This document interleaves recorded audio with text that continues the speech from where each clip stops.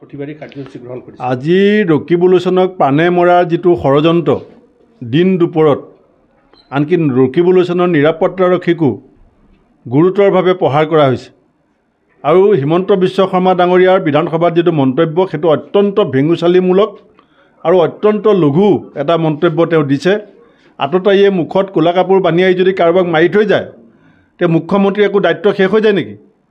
আৰু বাৰে বাৰে আমি কৈ আছিলোঁ যে আমাৰ নেতাসকলৰ নিৰাপত্তা সুনিশ্চিত কৰিব লাগে, কিন্তু তেওঁ হিমন্ত বিশ্ব শৰ্মাক গৃহ বিভাগৰ দায়িত্বত থকাৰ সময়ত এইটো প্ৰথম আক্ৰমণ নহয়, ইয়াৰ আগতে মোৰ ওপৰতো আক্ৰমণ হৈছে, আজি ৰকিবুল হুছেইন ডাঙৰীয়াৰ ওপৰত আক্ৰমণ হৈছে। আমাৰ অন্যান্য নেতাসকলকো তেওঁ বিভিন্ন প্ৰকাৰে ষড়যন্ত্ৰ কৰি এটা শোল ঠেকত পেলাবৰ কাৰণে চেষ্টা কৰি আছে।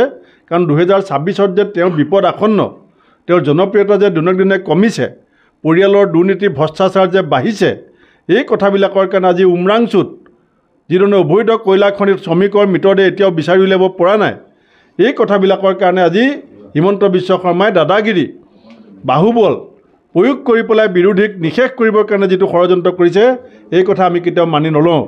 আৰু মই মুখ্যমন্ত্ৰীক জনাই দিছোঁ যে আপুনি যদি ভাবিছে যে প্ৰতিৰোধ গঢ়ি পেলাই আমাক ৰখাব, প্ৰতিৰোধ আপোনাৰ যিমান শক্তিশালী হ'ব, কংগ্ৰেছৰ গতি তাতকৈ দুগুণ হ'ব।